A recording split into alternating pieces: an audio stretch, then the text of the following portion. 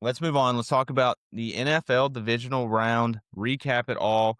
As we're recording right now, the Bears are driving. It's down 7, less than a minute to go inside the 20-yard line. We're going to pause for a station identification. Garrison, I think you're like 10 seconds ahead of me. I think you're a little bit ahead of me. I do. Because like Caleb Williams just snapped the ball.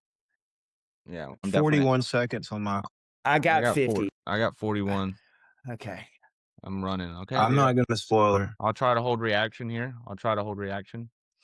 40 seconds. Come on, Caleb. Income. I wonder what happens.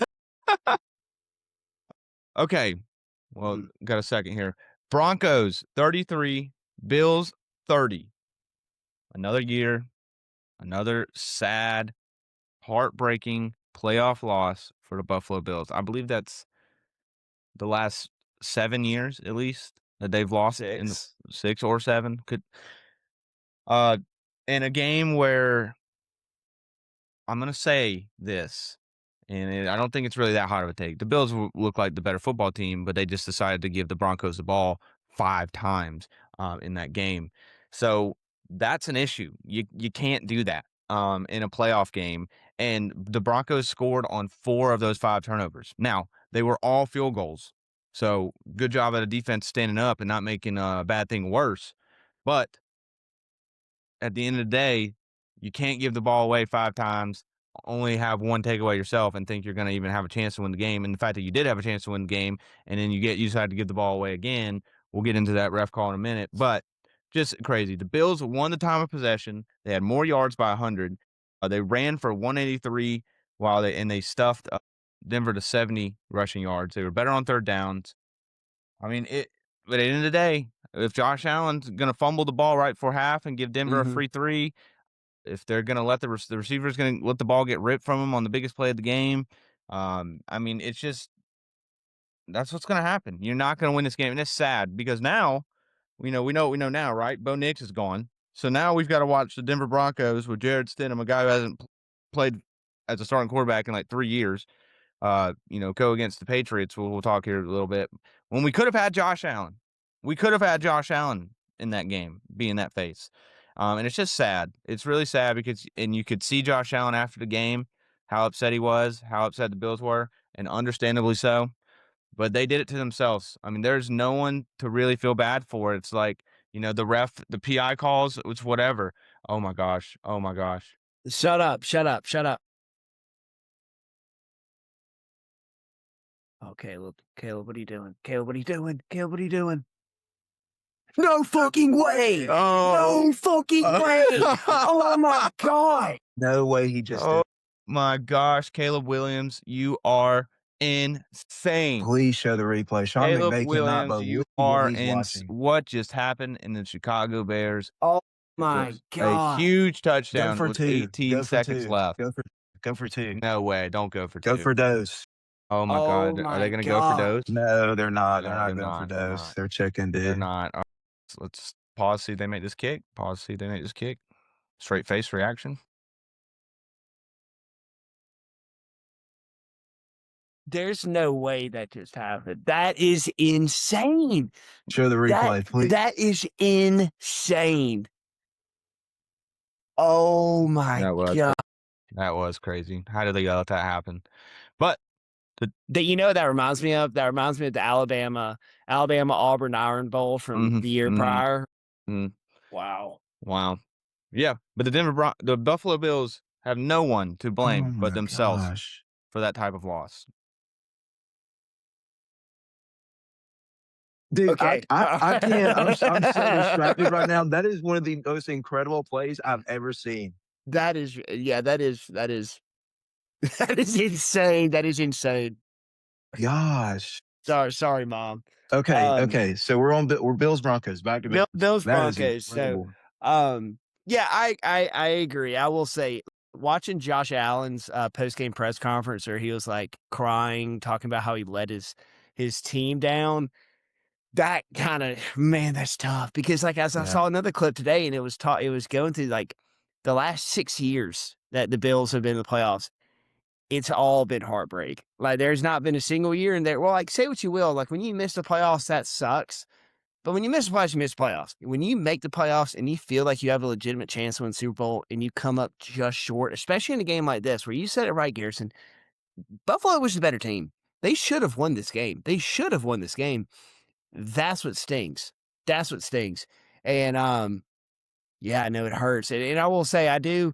So I'll say this. I'm gonna make a take on the pass interference call. Was it PI? Was it not? Was it an interception? Was it a catch? Um, I think that was pass interference.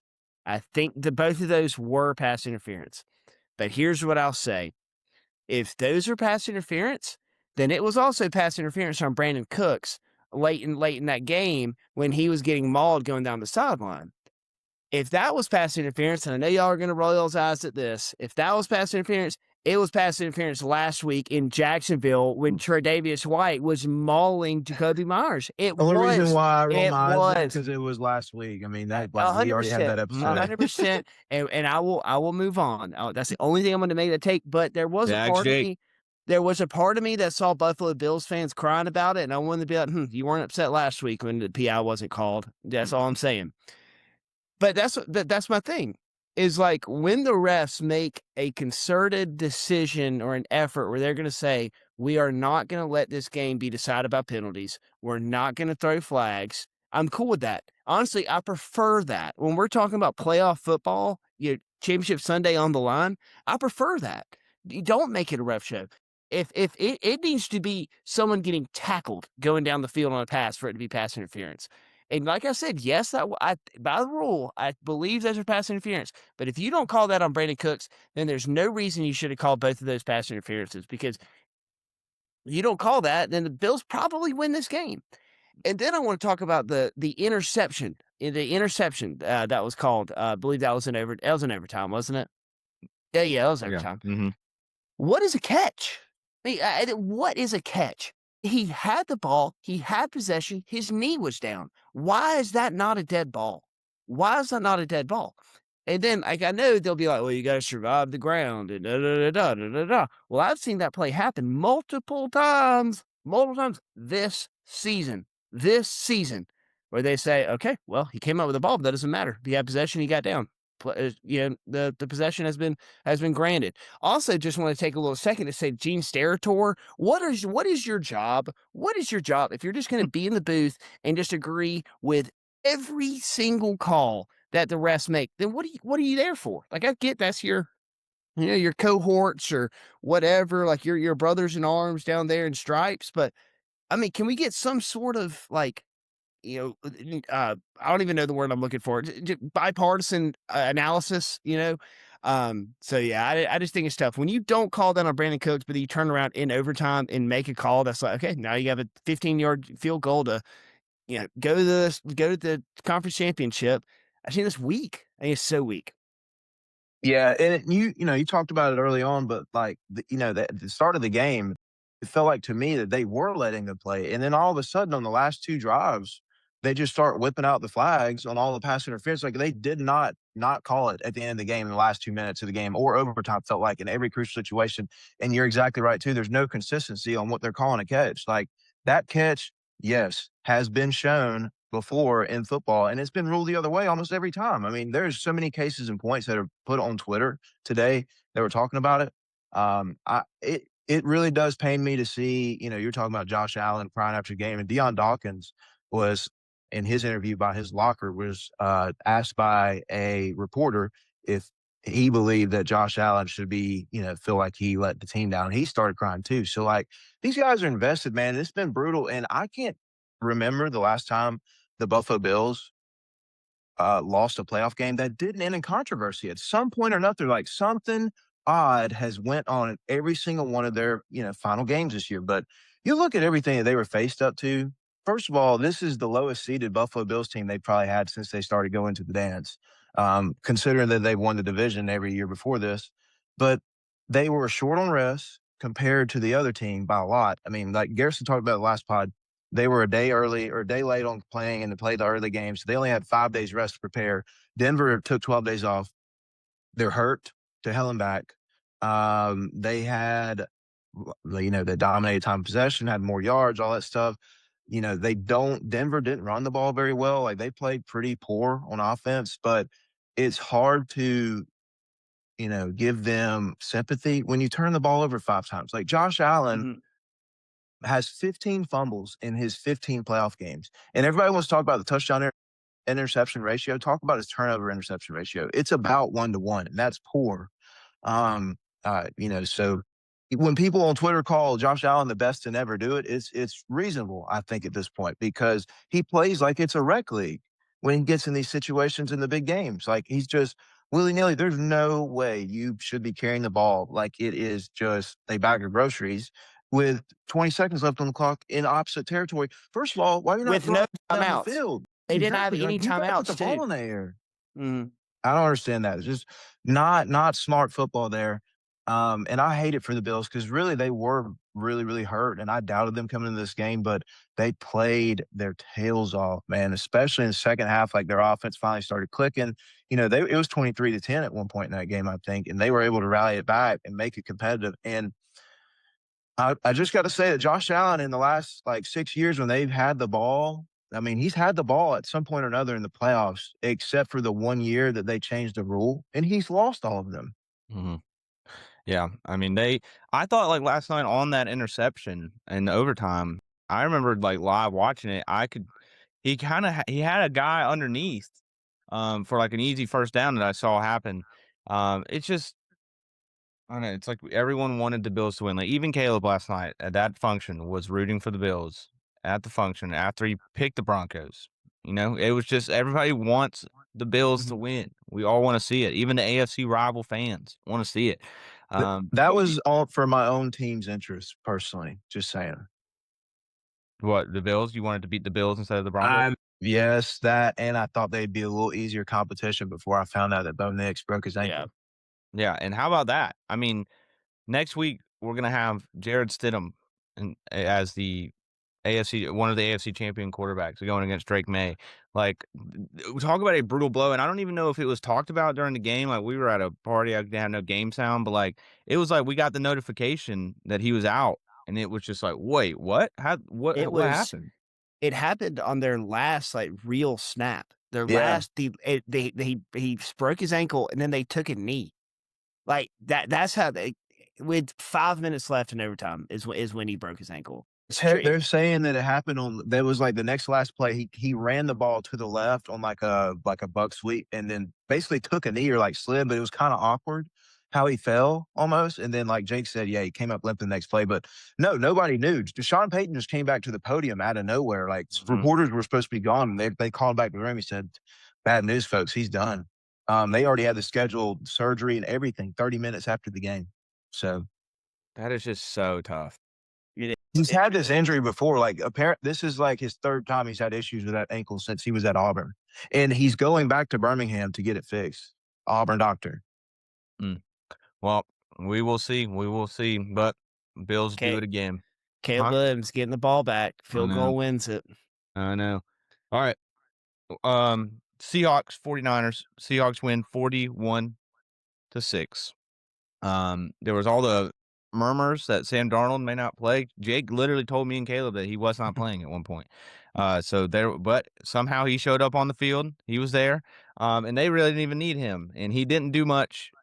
Just like the 2 games I talked about last week that they played against 49ers this year, he didn't do much. He didn't have to do much in this one either. I mean, Rashid Shaheed took the opening kickoff back, and that literally won the game right there. Like, that was the only thing they needed. They would have won the game if they didn't score again. Ass whooping. The 49ers are obviously hurt going into it. We all knew that. And then they have to, huh? I'm hearing, like, some Okay. sound. Yeah. Yeah, I think it might be, I'm guessing it's Caleb. I don't I know. don't hear it. Yeah, so that's what I'm saying. It might be you, but it might be your Do you phone, like echoing from the sound. do you think that'll hear it in the playback? Okay. Alright, Yeah. if not, then Is it better now? Blah, blah, blah, blah, blah, blah, blah, blah, blah, blah, blah, blah. Yep, yep, yeah, yep. sounds good, Yes. sounds good. I know. Okay, my Okay. volume was too high on my AirPods. Yeah, that's probably what it was. Okay. But look, the 49ers were hurt. We knew that going in, and it was really just too much. Christian McCaffrey, I talked about that last week. They could not get him running. He only ran for 35 yards. They gave the ball away 3 times. Seattle scored on 7 of their first 8 drives. So, I mean, it was just a perfect night for the Seattle Seahawks. And a run for the 49ers that comes to an end that I think we kinda all just saw coming. I don't think anybody was really thinking the 49ers were gonna win, and if Sam Darnold did or didn't play, it wouldn't have mattered. I mean, they were not gonna win this game. Yeah, I'm just gonna say this to the San Francisco 49ers. It was a great run. It was a great run. The fact that y'all were week 17 playing for the 1 seed, won a playoff game in a game that not many people thought you're gonna win that one either, but you're able to get it done with the amount of injuries.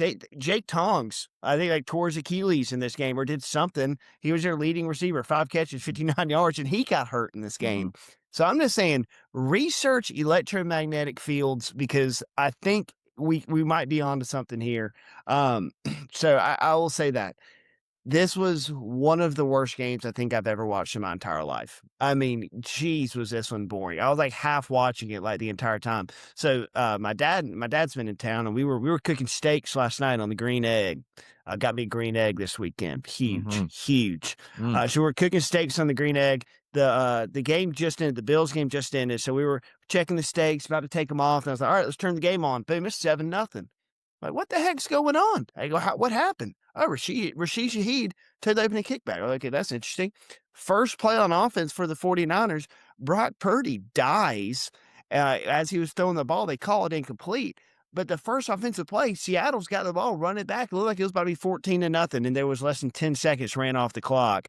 So I will say this, after seeing that happen, what happened for the next 59 minutes did not shock me at all. Mhm. But at the end of the day, the Niners just too banged up. I mean, how do you recover from all that? How do you recover from all those injuries? The guys on NFL Primetime yesterday, I was watching yesterday morning, really brought up a good point. And I'll say this.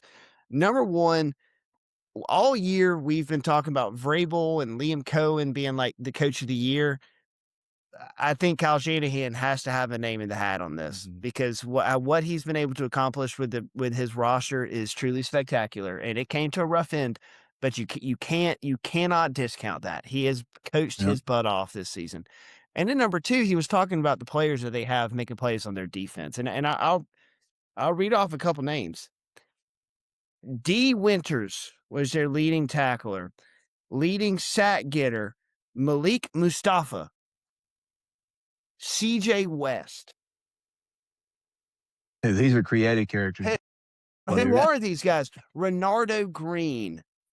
Who are these people? These are people that they got during the season. These are free agent pickups that were unemployed. These are mid-season trades that they were doing. So I think it's a great job. Oh, you got to get that first, Komet. You got to get that Mhm. first. He's going. You got to, right? Oh no! I mean, if you don't, you're giving the Rams a chance to kick a field goal, but it's hard to kick tonight. So Dude, he's going. But with that said, hats off to the 49ers, but the applause goes to Seattle because they took care of business last night, and they played really dang good football. That cannot be discounted. Just because the Niners are banged up doesn't mean they don't have talent. The Seahawks got a lot of players, and they made a lot of plays. Now, let's see what happens right here. Williams under center, quarterback sneak, first down. He did it. quarterback sweep. He did the quarterback sweep, baby. Yes, he did. Yes, he did. Look, I'm with you guys on Kyle Shanahan. You're talking about a guy that didn't have his quarterback for like half the season and was playing for the 1 seed in week 17 or week 18. That's incredible. But still came to a disappointing end. I mean, you're talking about the worst start to a game possible. You let the opening kick go back, and then they're opening drive. Like you said, we thought it was another 14-0 pretty quick, just about. But they called it back to be an incomplete pass or whatever, let them drop down. They went over on downs. Then Seattle takes, quick, easy 3. San Francisco gets the ball back, fumble, and the Seahawks capitalize on it. So you're in the hole 17-0 in a playoff game against the best defense in football. You're going to be in deep trouble, especially considering this team, like Seattle didn't even score close to 17 in the last 2 games that they played them. So, abysmal. abysmal to say the least. I mean, we knew that they were going to be kind of dry on targets and people to get the ball to. The 49ers need to figure out the Brandon Ayuk situation, need to figure out the substation situation. And two people that are that discounting the substation. Oh, no, he did not. Oh, no, he did not. What did he do? What did he do? Oh, Man. no. The people that want to discount the substation situation, okay, so people are going back saying, well, they've always practiced here and it's always been there. Okay, well, a couple of years ago, so there's a stat out there like the 49ers are the least injured team leading up to 2014, but since then they've been the most. Okay, well, in 2014, that substation was upgraded to have a lot higher wattage output. It's a much bigger situation now than it was then. I'm just saying there's got to be something involved there at this point because you can't deny it. I mean, like Jake said, Jake Tongas got hurt in the end of this game. He was like their best player for them other than McCaffrey, but McCaffrey was held in check because when you scheme up the whole defense to stop one guy, you kind of eliminate what's going on. And that the 49ers just, when you're not healthy, man, it's hard to make a run. Yeah. That's always like the healthiest team wins. The healthiest team gets to the end. Just good story though. Like Jake said, I think it's Kyle Shanahan. I think I remember saying that at one point on one of these episodes. Like what he did was awesome this year, and it was like you didn't know who was playing for the 49ers, but they were still going out there and winning ball games. That's a credit to him. Um, we'll see. We'll see if they make a run back. The Seahawks though, they look. Depending on this game, we started recording so we could have time to talk about when this Bears-Rams game's over, but we're getting close to having to talk about it, and it's still not over. We're in overtime with 6 minutes to go. So, but the Seahawks look like whoever comes out of this game on the other side, they might have a good chance about probably going to be favored at home. So we'll see about that. Okay, Caleb. Patriots 28, Texans 16. I know Jake talked about the Seahawks 49ers game. That was a great catch. The Seahawks 49ers game being one of the worst games he watched. I mean, this one was I'm not gonna say Gross. the totality of the game. Like the first quarter and a third was pretty good. It was back and forth, there wasn't too much chaos. And then from like 7, 8 minutes left in the second quarter on, it was just ugly football. There was 8 total turnovers in this game between the two teams. 4 of those were first half interceptions thrown by CJ Stroud. Um, the second half, it felt like he could finally start completing passes, but then all his receivers were fumbling the ball. The Patriots were also having their problems. Really, the Patriots just had less problems than the Texans did. The Patriots didn't play a clean game, but they had less problems. They had really big explosive plays on offense. Obviously, the booty catch was awesome. That's a funny thing Mhm. to say. And then the first touchdown you guys had with Douglas, I mean, that was a big explosive play, a big yards after catch play. So, the Patriots took advantage of those situations that the Texans gave them, and made the most out of their opportunities when they got guys in space, when they were able to create one-on-one matchups. I mean, that's what winning teams do, and the Patriots got that done. But I mean, they were guided, very nicely by the Houston Texans today. But they took advantage of those opportunities. So congrats to you, Caleb. Thanks, man. I still want to say that, a lot of people are going to agree. And I watched the game as well as obviously that it was a gross game to see. Very sloppy. But New England earned the ability to kind of pull away at the end of this game because we were atrocious on offense. I mean, we didn't have a first down for like the second and third quarters of this game. It was unbelievable to us to see like we were 3 for 14 on third down, completely opposite of what Drake May's done this season now. Make no mistake about it. We talked about this. This is one of the top units in the NFL, if not the best one. We still scored 28 points. Now, 7 of that came off of defense because Marcus Jones and CJ Stroud hooked up on a big catch for us, which he was doing that very often in this game. Uh, I mean, the guy, he had like 10 turnovers in the last 2 games in the He's play. a 9 player. now. I think he was like the first player to ever have 5 interceptions and 5 fumbles in a postseason or something like that. Like, it was insane.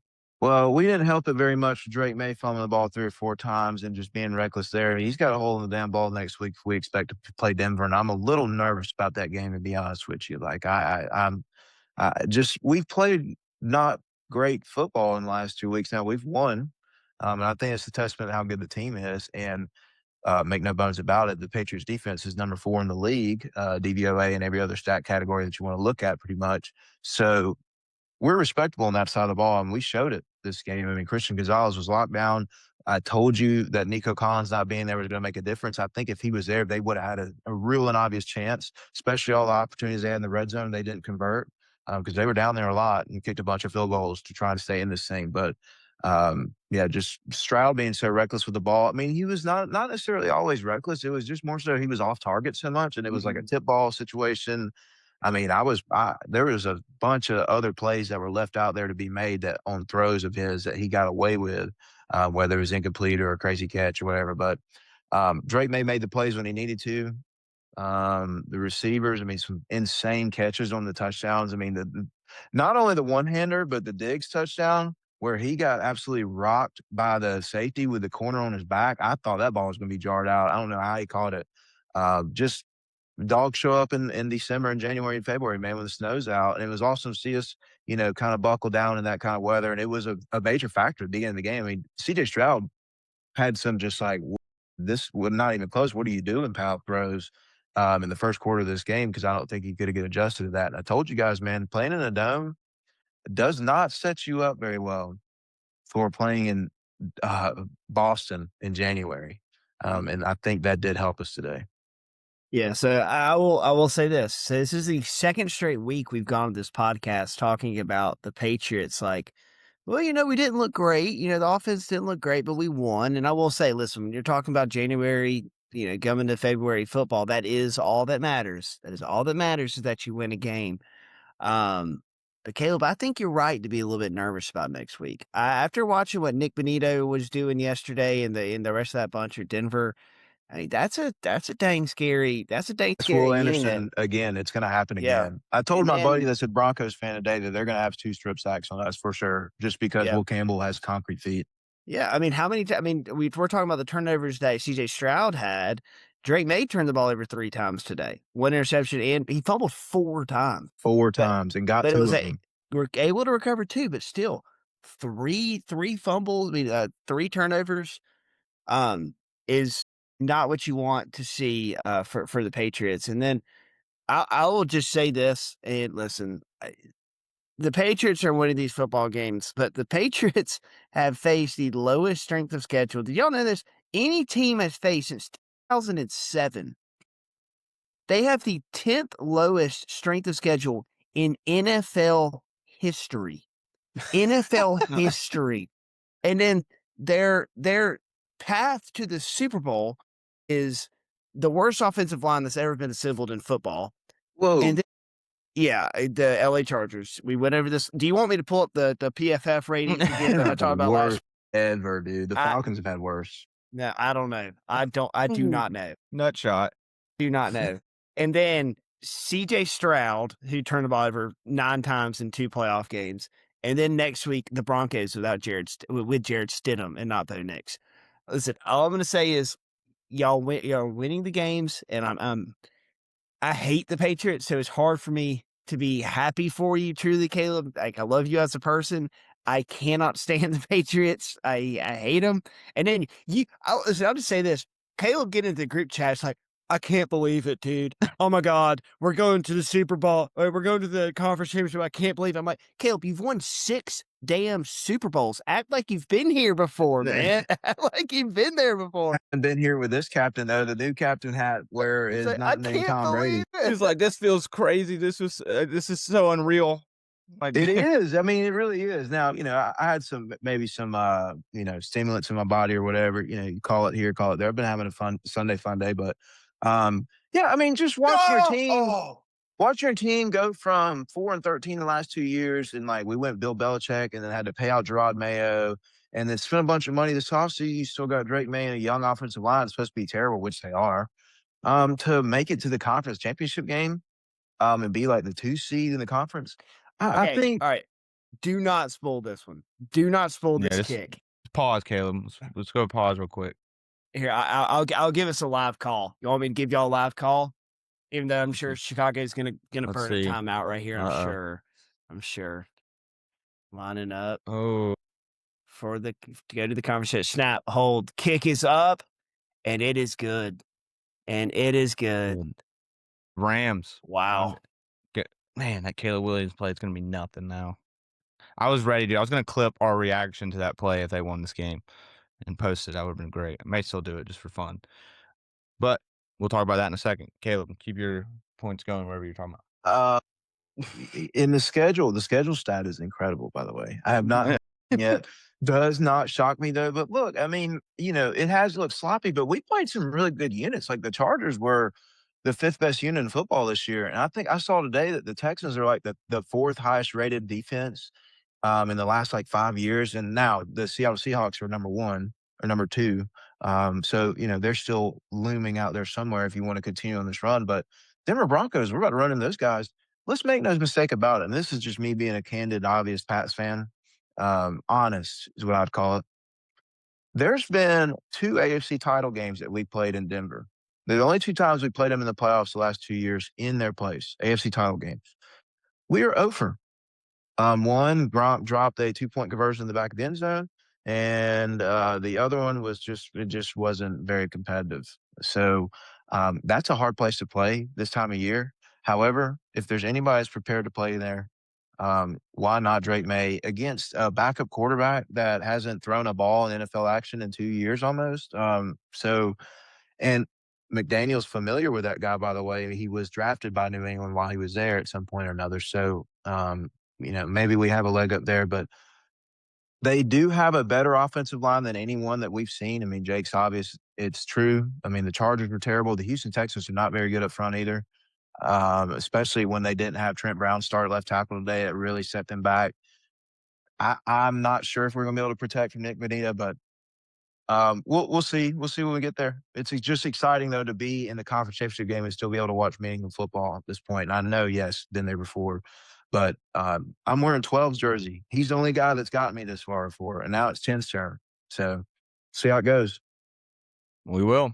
We will. And finally, we're going to get to talk about the Rams Bears game because it just ended and the Rams win 20-17 in overtime.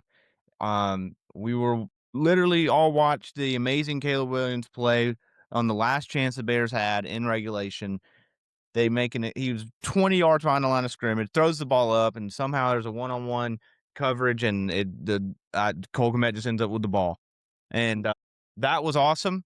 And it's all for nothing, Mm. because the Rams are going to go to the NFC Championship. Caleb Williams and the Bears had like a promising drive going on there in overtime, and he throws an interception, which great play by the defender there. I mean, he had to lay out there in the snow, underthrown ball, go make a play, but that ends up being the difference because Matthew Stafford, the MVP, said, "All right, you can give me another chance. I'm gonna take it." And they go down there and kick a field goal, win the game. This game started out in the first quarter before we started the podcast. I was saying, this game kind of started out nice. The Rams and Bears were able to, score in like the first quarter, get some touchdowns on the board, and the weather obviously became a factor. Matthew Stafford really wasn't his best tonight in terms of accuracy. It was a while that the Bears missed out on taking a couple field goals that may have won them this game. Who knows? In the first half, Ben Johnson staying aggressive, but the Rams, I mean, they were favored to win this game on the road, and give them credit. I mean, Mhm. they played a very bad game, like in that first half, and were able to keep it tied, aided by, like I said, some opportunities to make fourth down stops when the Bears were giving them an opportunity to get off the field, and it's It's sad for Chicago because you got so close, but I'm just be honest, the Bears, I said it last week, like, it was like they were lucky that they were in that situation, and they had another very lucky play happen, all right? And call it what it is. Like, that play was awesome, Mm. taken away, but, like, I mean, come on. That's never gonna happen, like, most of that like, that happens 1 out of 10 times because he's 20 yards on the scrimmage and just throws it up and has a miracle play. Yeah. But, it ran out, and the Rams are a good enough football team to make you pay for it, and they did. Yeah. So I feel like in every single one of these games we've talked about so far in the divisional round, the team that is winning these games are winning the turnover battle. Maybe I think so. That I mean I can't say that for a fact. I've not checked the numbers, but I feel like that's right. I Mhm. feel like that's right. Caleb Williams threw 3 interceptions tonight. Matthew Stafford threw none. The Rams didn't turn the ball over. The Bears did. I feel like that's just when you're playing these games, when it's tight, when it's cold, when the stakes are high. I mean, Caleb, you cannot throw an overtime interception when you need 3, and they were getting close to being in field goal range too. They were getting close, but I mean, it's hard. I'll say this, man, it's hard to knock him though. I mean, dang, I mean, he was balling. He was probably feeling himself a little bit. Just threw that crazy touchdown. He's like, I'm gonna go. And I will say, and like you said, the game literally ended less than 5 minutes ago. So I've not seen the replay of the interception, but I do feel like DJ Moore might have like slowed up on that route a little bit and kind of freed it up for the safety to make a play. I'd like to see that replay again. But yeah, you're right. I mean, heck of a season for Chicago, and shout out to the Rams, man. You know, people were doubting them all week. It's cold, it's snowy. Is the dome team gonna in LA gonna be able to come, and be able to compete? And well, I forget who the on-field analysis or whatever you call them or who she was, but she was talking about they practiced all week in LA and it was like in the 80s and it was like 70 degrees difference in Chicago from what they were practicing this week on. And I mean, that's impressive. That's a great win. And that's going to set up a really good NFC championship game. Rams Seahawks that's gonna be a good one. And I Mhm. think that might be the Super Bowl. I think next week might be the Super Bowl conference championship week. Um, Man, what a game, though. What a game. I'll just say this, last thing that's heartbreak. That is heartbreak, right? I guarantee you can hear a pin drop inside Soldier Field right now. Man, that hurts. That hurts. Well, now we're Mm, set up for if the Patriots go to the Super Bowl here, we're gonna have a rematch on our hands, one way or another, Seahawks or the Rams, which were one of yeah. the, 2 most famous ones that, have been in recent memory, but, you know, I wrote down the same thing that Jake talked about earlier. Rams played clean, no turnovers. Turnovers came back to roost for the Chicago Bears at the end of this game, in the worst way, and look, it's disappointing, man. I mean, they were down there. I mean, you think about some of the points they passed up in the red zone too, because they were aggressive on 4th down. I think they went for it 6 times in this game. Yeah, they were 3 for 6. Um, Not the marker of success for sure for a team in this part of the season to go 50% and go for it 6 times. I mean, you're basically, most coaches at that level will quantify turnover on downs as a turnover. Basically, well, I mean, what's the difference between that and interception wherever it's at? So, um, yeah, not thrilled with the output for the Chicago Bears. And Caleb Williams did have some flashes at points in this game, but he was also a little bit careless with the ball and wasn't necessarily, too effective down the field with his passes. So crazy play will not be remembered because it's going to be another disappointing Chicago Bears season. But they got a lot to build on, man. I mean, it's first year Ben Johnson, Caleb Williams going to be together. All those targets will be back. They'll probably have more money to spend next year. And Luther Burden and some of the other guys that are in that building are already talented enough for them to be competitive again next year. Yeah, and if the Rams would have lost this game, then we would have been guaranteed to have, like, somebody win like, some quarterback win their first Super Bowl, right? But now we're still in a situation where Matthew Stafford is the only one left that's won a Super Bowl, and he could do it again. Jake, I think you made a good point. I think the Seahawks-Rams next week feels like the winner of that's gonna win the Super Bowl. Yeah. I mean, listen, not to discount the Patriots. Like I think they have a good team, but I'm just getting to that point where I got to see something out of the Pats, and I feel like I haven't seen it. And if I had to listen, and I'll just say this, and again, Caleb, I promise you, I'm not trying to be a hater. I'm not being a hater. I'm not being a hater, but I'm just saying, if you had, I'd be interested to see what the sports books have to say.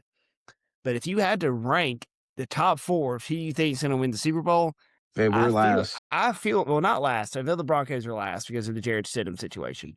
I bet you we're not even favored in Denver next week. Yes, you There's are. no You're like way. There's no way. you're There's no definitely way y'all favored. aren't. Are 100% y'all we? be Yeah, favored. you're definitely I'm 100%. pretty sure you're favored by, like, a touchdown. Yeah, you're 5.5 He point he favorite. hasn't made a start in 3 years. 3 Yeah, I seasons he has mean, not made a like, start. just okay, well, 4 is gonna be the Broncos, 3 is gonna be the Patriots, and then however you wanna rank the Seahawks and the Rams 1, 2. Um, I think that line's rat poison. Yeah. It'd be interesting to see what the Seahawks-Rams, line will be whenever that comes out. What's your guess, A Jake? Seahawks 3.5 or 4. I'll go 2.5. 2.5? 2.5. We'll Yeah, find out. DJ, I don't know.